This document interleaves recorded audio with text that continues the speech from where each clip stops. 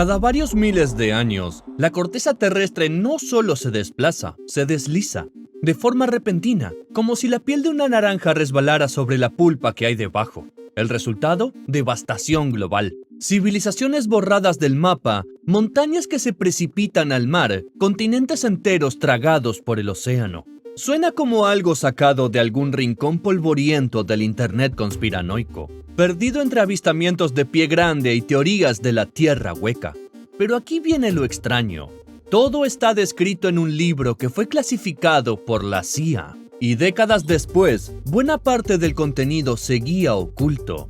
Páginas tachadas, párrafos enteros censurados, el auténtico tratamiento de documento secreto con sello oficial del gobierno.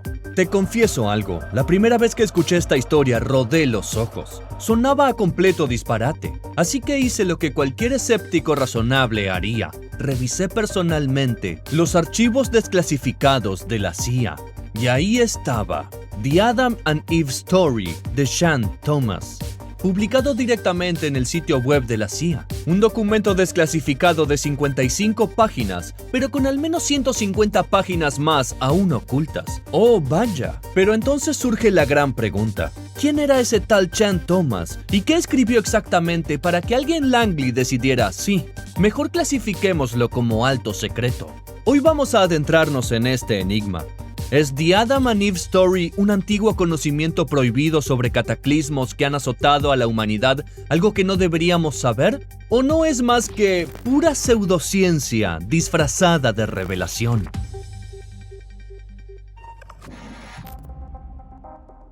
Viajemos al principio de los años 60. Una era marcada por la tensión de la Guerra Fría, el miedo al apocalipsis y gobiernos con el dedo tembloroso sobre el botón rojo. Estados Unidos y la Unión Soviética competían no solo en armas nucleares, sino también en ideas. El espacio era la nueva frontera. El fin del mundo podía estar a un solo mal día de distancia. Y en medio de este ambiente de paranoia, secretos y ambición científica, un hombre llamado Sean Thomas escribió un libro. No era un loco cualquiera con una máquina de escribir, era ingeniero. Colaboraba con empresas aeroespaciales. Estaba plenamente conectado con el mundo tecnológico de mediados de siglo. Los detalles precisos de su currículum son confusos, lo que, claro, solo añade más misterio, pero se movía claramente en círculos científicos. En 1963, Sean Thomas publicó por su cuenta The Adam and Eve Story, es decir, no salió con una gran editorial, sin publicidad, sin bombo. Apenas un pequeño libro discreto, impreso y distribuido por el propio Thomas. Pero su contenido, bueno, digamos que no era precisamente lectura ligera. Thomas aseguraba haber descubierto una verdad perdida sobre el pasado y el futuro de la Tierra. Según él, la historia de la civilización humana no era una línea recta, sino un ciclo. Un ciclo que cada pocos miles de años es borrado por cataclismos planetarios. Cosas bastante extremas. Y aquí es donde todo se pone aún más extraño. Décadas después de que Thomas publicara su libro, este apareció de repente en los archivos desclasificados de la CIA, archivado como si fuera un documento más de cualquier programa gubernamental de la era de la Guerra Fría. Solo que este documento no era un informe de espionaje, era una teoría apocalíptica autoeditada. Y lo más inquietante, grandes partes del libro estaban censuradas, secciones enteras desaparecidas. Hoy en día nadie sabe con certeza cuándo ni por qué la CIA obtuvo el libro. ¿Alguien dentro de la agencia creyó que Thomas estaba en lo cierto? ¿Circuló entre los círculos de inteligencia como ciencia especulativa? ¿Se archivó por simple curiosidad o fue censurado deliberadamente? Para los teóricos de la conspiración, la respuesta es evidente. Están ocultando la verdad. Para los escépticos, es otro ejemplo del curioso apetito que tenía el gobierno durante la Guerra Fría por recopilar cualquier cosa por más extraña que fuera. Pero, ¿qué pasó con Sean Thomas? Después de The Adam and Eve Story, no desapareció. Al contrario, cambió de rumbo. Empezó a escribir sobre espiritualidad, percepción extrasensorial y sobre la supuesta conexión entre ciencia y religión. Ofrecía conferencias, siguió publicando, incluso llegó a trabajar en una empresa vinculada a la defensa aeroespacial, lo que por supuesto añadió más leña al fuego del misterio. Con el tiempo, el foco mediático se apagó. Sus teorías no fueron aceptadas por la ciencia convencional y Thomas cayó en relativa oscuridad.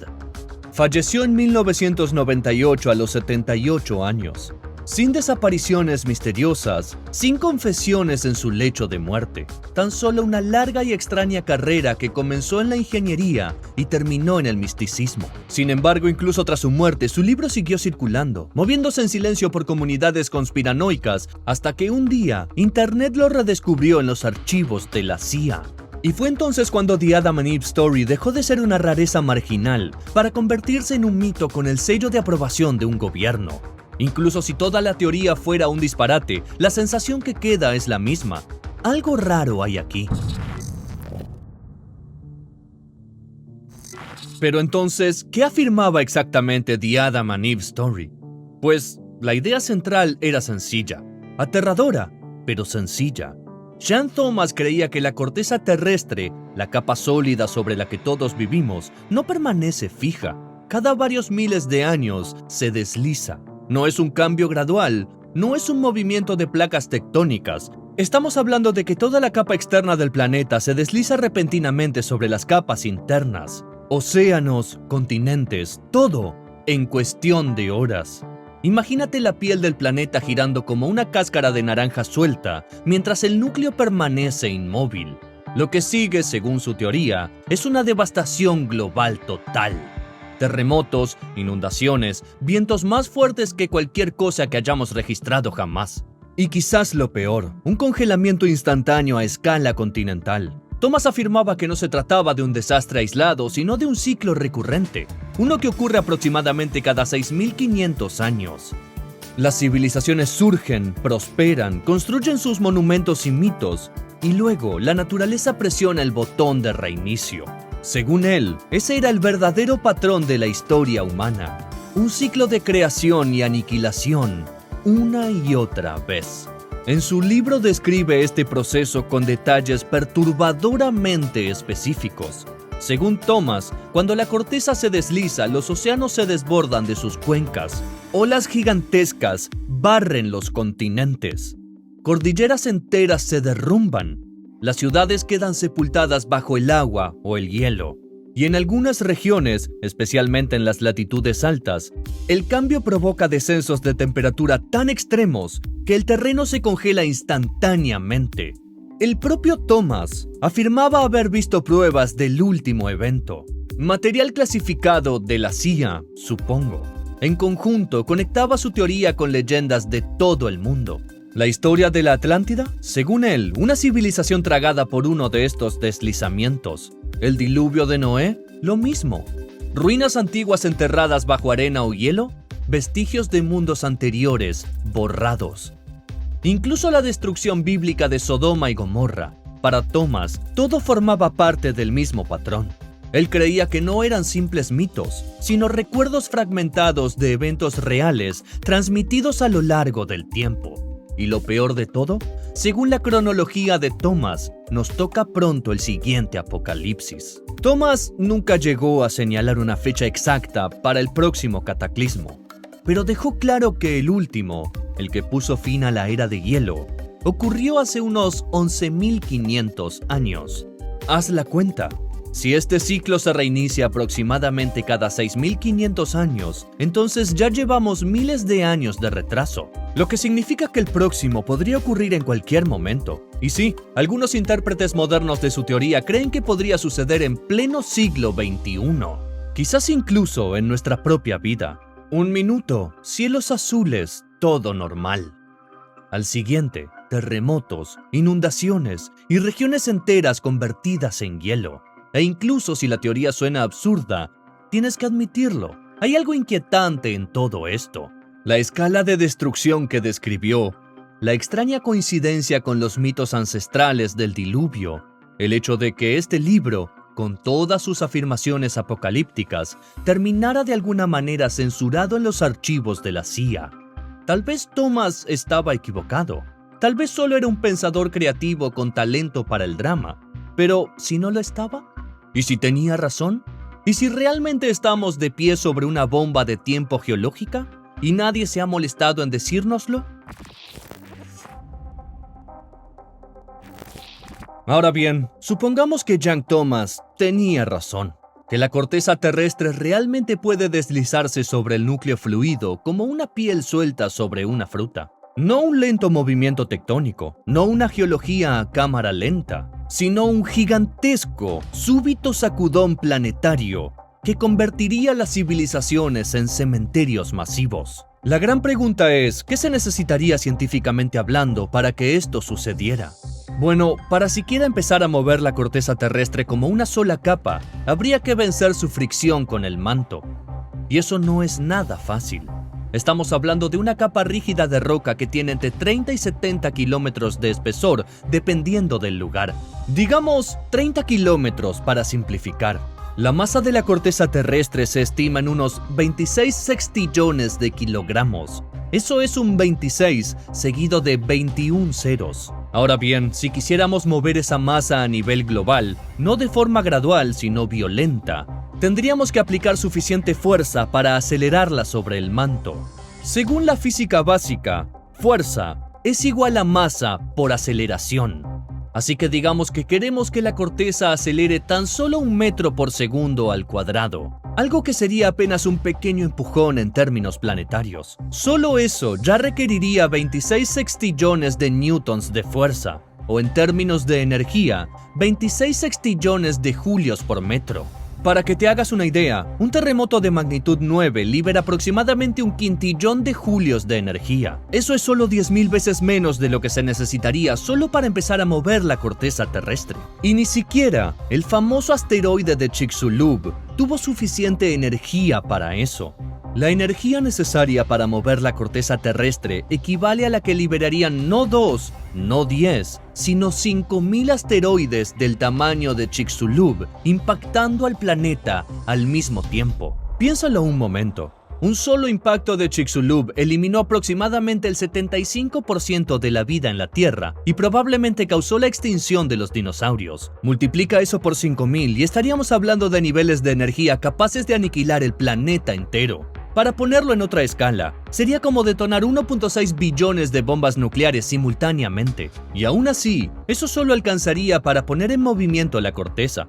Mientras tanto, el calor generado inevitablemente por semejante fuerza sería más que suficiente para hervir los océanos, encender la atmósfera y vaporizar la mayor parte de la biosfera en cuestión de segundos. En pocas palabras, si algo así realmente sucediera, la Tierra no solo cambiaría su configuración, se cocinaría entera. Pero, por el bien del debate, vamos a reducir un poco la escala. Tal vez no se desplace toda la corteza. Tal vez solo grandes secciones cambian repentinamente debido a fuerzas electromagnéticas, como sugería Thomas. Él planteaba la hipótesis de que una actividad solar extremadamente intensa, quizás provocada por una reversión de los polos, podría generar un pico geomagnético tan potente que desestabilizaría la corteza. Eso suena un poco más plausible, ¿cierto? El Sol, de hecho, lanza enormes eyecciones de masa coronal hacia nosotros, y estas pueden freír satélites, tumbar redes eléctricas e incluso perturbar temporalmente el campo magnético terrestre. Las más potentes de estas eyecciones solares se estima que puede contener hasta 60 septillones de julios de energía. A simple vista parece que sí, que eso sería incluso más que suficiente para empujar la corteza. Pero aquí está el truco. Esa es la energía total de la eyección distribuida en vastas regiones del espacio. En la práctica, lo que realmente impacta la Tierra es miles de millones de veces más débil de lo que se necesitaría para provocar lo que Thomas describía. Pero digamos, solo por diversión, que sí ocurriera. Que de alguna manera, gracias a alguna fuerza cósmica desconocida, la corteza sí se desplazara de golpe, y que además la superficie de la Tierra no se derritiera en el proceso. ¿Qué veríamos? Primero aparecerían enormes zonas de ruptura, fallas globales que se abrirían de la noche a la mañana, costas enteras tragadas por el océano, tsunamis que no solo azotarían las playas, sino que arrastrarían ciudades enteras cientos de kilómetros tierra adentro. Imagínate rascacielos lanzados como piezas de Lego, países completos bajo el agua en cuestión de horas, montañas arrasadas, valles convertidos en océanos. Luego estaría el impacto climático. Si tomas por ejemplo una región como América del Norte y la deslizas repentinamente hacia el círculo polar ártico, las temperaturas caerían en picada, no en décadas, sino en cuestión de días. Bosques que se congelarían al instante, ríos transformados en glaciares de la noche a la mañana, y al revés en otras zonas, tundra congelada que de repente se volvería tropical, los cultivos morirían, los animales se extinguirían, la civilización colapsaría no solo por la destrucción, sino por el hambre, el caos y un desorden global sin precedentes. Ahora bien, si algo así realmente hubiera ocurrido en el pasado, deberíamos ver pruebas claras. Deberíamos encontrar campos de escombros de tsunamis en regiones que hoy son desiertos. Deberíamos ver extinciones masivas y simultáneas en todos los continentes. Deberíamos encontrar capas geológicas que evidencien un cataclismo masivo ocurrido de golpe, no a lo largo de milenios. Secciones completas de la corteza mostrarían señales de cizallamiento masivo. La Tierra estaría cubierta de cicatrices. Habría megafallas atravesando continentes como si fueran cortes de cuchillo. Costas enteras elevadas o hundidas por cientos de metros. ¿Y el clima? Un caos total. Cambios climáticos súbitos y claros en los recintos geológicos. Bosques que se transformaron en tundra en cuestión de días. Arrecifes de coral congelados en pleno crecimiento. No puedes reiniciar un planeta sin dejar un rastro, pero cuando miramos a nuestro alrededor no vemos eso, ni de cerca. El registro geológico muestra cambios graduales. Las eras de hielo van y vienen a lo largo de decenas de miles de años. Los terremotos son locales, no globales. La tectónica de las placas explica perfectamente la formación de cordilleras, el desplazamiento de los continentes y las trincheras oceánicas. Todo ello con un movimiento lento y constante. Literalmente no hay evidencia de que la corteza terrestre haya dado un giro de 180 grados, arrastrando continentes enteros en un solo fin de semana. Aún así, los creyentes en The Adam and Eve Story te dirán lo contrario y sacarán sus propias pruebas a relucir. Así que vamos a echarle un vistazo a estas llamadas pruebas irrefutables y a ver si realmente se sostienen bajo el escrutinio. Primero, la esfinge. En concreto, la afirmación de que la erosión por agua en la gran esfinge de Giza demuestra que es mucho más antigua de lo que creemos. Algunos adeptos de Jan Thomas sostienen que las marcas de erosión verticales en el cuerpo de la esfinge solo podrían haber sido causadas por lluvias prolongadas e intensas, del tipo que no se ha visto en Egipto desde hace miles de años. Por lo tanto, dicen, la esfinge debe ser un vestigio de una civilización perdida, de una época anterior a que el Sahara fuera un desierto. Y claro, aquí entran en juego Atlántida, cataclismos, deslizamientos de la corteza, todo el paquete. Pero hay una explicación mucho más simple y basada en hechos. Sí, la erosión parece causada por agua, pero lo más probable es que se deba al agua de lluvia estancada que se acumulaba alrededor de la base del monumento después de que ya había sido construido. Egiptólogos y geólogos que han estudiado a fondo el sitio afirman que ese daño no es prueba de una antigua era de monzones, sino simplemente lo que ocurre cuando esculpes una estatua gigantesca en roca madre y dejas que la lluvia se acumule a sus pies durante siglos. No se requiere ningún deslizamiento tectónico.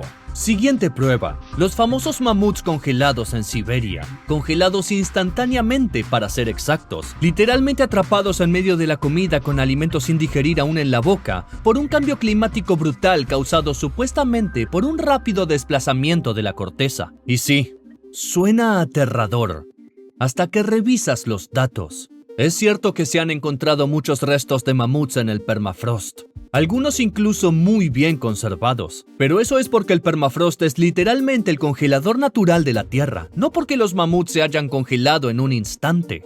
Lo más probable es que estos animales murieran por exposición al frío, hambre o al caer en trampas naturales, y luego fueron lentamente encapsulados en hielo con el paso del tiempo. ¿Y qué pasa con el famoso alimento sin digerir? Pues los rumiantes como los mamuts siempre tienen comida en sus estómagos. Así es como funcionan los sistemas digestivos con múltiples compartimentos. No es señal de un apocalipsis repentino, es simplemente el proceso normal de la digestión. Bien, ¿qué tal esta otra prueba? Los mitos del diluvio. Casi todas las culturas antiguas tienen alguna versión de una gran inundación. Desde la epopeya de Gilgamesh pasando por el arca de Noé, hasta leyendas hindúes y mayas. Jan Thomas veía esto como una memoria colectiva de un desastre global real. Pero aquí va la explicación más aburrida y mucho más lógica. Los seres humanos construyen sus asentamientos cerca del agua. Ríos, lagos, costas son esenciales para la agricultura, la pesca y el comercio. Y el agua desborda. Los ríos inundan, los deltas cambian de curso, los monzones llegan. Cuando eso sucede, la gente lo recuerda. Lo escribe, lo convierte en historias. Con el paso de las generaciones, esas inundaciones locales se transforman en grandes mitos. El hecho de que haya un patrón global de mitos de diluvio no significa que hubo una gran inundación global. Significa que el agua es peligrosa y que las personas tienen buena memoria. Ahora vamos con la última pieza de evidencia, el famoso mapa de Piri Reis. Este es uno de los favoritos entre los entusiastas de las civilizaciones antiguas. El mapa dibujado en 1513 supuestamente muestra la costa de la Antártida sin hielo, lo que según los creyentes significa que alguien debió haber cartografiado el continente miles de años atrás antes de que se congelara. Otra vez, desplazamiento de la corteza e historia misteriosa, o bien es simplemente mala cartografía. El mapa fue compilado a partir de fuentes más antiguas, algunas de las cuales eran puras especulaciones. Lo que muchos señalan como Antártida es en realidad muy probablemente una versión distorsionada de la costa sur de Sudamérica. Una mala interpretación, no una gran revelación. Incluso cartógrafos profesionales han desmontado esta teoría una y otra vez. No hay ninguna prueba de que alguien haya visto la Antártida sin hielo. De hecho, apenas hay pruebas de que alguien supiera siquiera que existía. Y ahora vamos a tomar perspectiva, porque aunque pongas todas estas pruebas juntas, la erosión, los mamuts, los mitos, los mapas, no suman lo que Shank Thomas describía. No hay ningún registro geológico de un desplazamiento rápido y global de la corteza terrestre. Ninguno. La superficie de la Tierra cambia, claro que sí, pero lo hace a través de la tectónica de placas, no por un latigazo planetario. El lento movimiento de las placas, impulsado por corrientes de convección en el manto, explica desde los terremotos hasta la formación de cordilleras. No es necesario invocar catástrofes de ciencia ficción. La corteza no se desliza bruscamente, se desplaza lentamente, y lleva haciéndolo así durante miles de millones de años. ¿Y la ciencia que hay en The Adam and Eve Story? Es una mezcla curiosa de geología mal entendida, mitos reciclados y pura invención. Lo más curioso es que ni siquiera Thomas fue el primero en proponer esta idea. Ese mérito en realidad le corresponde a Charles Hapgood, quien publicó The Path of the Pole en 1958. La teoría del desplazamiento de la corteza de Hapgood al menos logró captar la atención de Albert Einstein, quien incluso le escribió una carta a Cortés al respecto. Eso ya es más de lo que Thomas consiguió. Lo que hizo Thomas fue tomar la teoría, que ya era bastante inestable, y llevarla a proporciones bíblicas, añadiendo a Noé, Atlántida y una generosa dosis de paranoia de la Guerra Fría. Así que sí, las pruebas no se sostienen, la física no funciona, y las ideas centrales del libro ni siquiera eran originales, pero aún así, la CIA lo clasificó, sea por la razón que sea, y esa parte es lo que mantiene viva esta historia hasta hoy. La razón principal por la que muchos consideran a Shank Thomas un portador de conocimientos ocultos es porque trabajó con empresas aeroespaciales y más tarde fue relacionado con la CIA. Eso es todo. Ese es el truco completo. Le pones clasificados por la CIA a cualquier cosa, incluso a un libro apocalíptico de segunda categoría, y de pronto ya no es un disparate, sino un manuscrito prohibido. Las páginas censuradas no prueban que sea cierto, simplemente hacen que parezca que podría serlo. Y en el mundo de las teorías conspirativas, que algo parezca real muchas veces es más poderoso que lo sea. Así que hey, ¿quieres escribir tu propia teoría conspirativa viral? Aquí te va la receta, es fácil. Paso 1. Consigue un trabajo en la CIA. En serio, están contratando, ya lo verifiqué. Hay un montón de vacantes, ciberseguridad, roles en lingüística, hasta buscan médicos. Postúlate ya. Conviértete en un médico aburrido de día, informante misterioso de noche.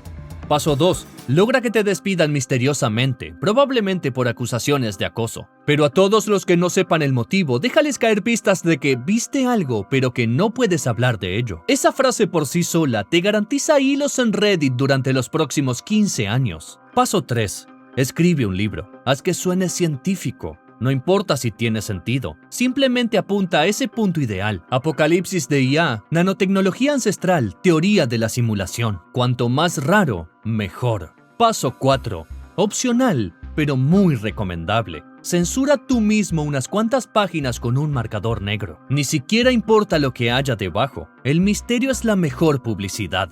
Y a veces, es todo lo que se necesita. Así que, ¿qué te parece? Próximamente en tu foro conspiranoico favorito, el Código Atlántida. Cómo la IA despertó y hundió los continentes por el ex operativo de la CIA. Tú. Luego nos cuentas en los comentarios cómo te fue. ¿Fue más fácil entrar o hacer que te despidan de la CIA?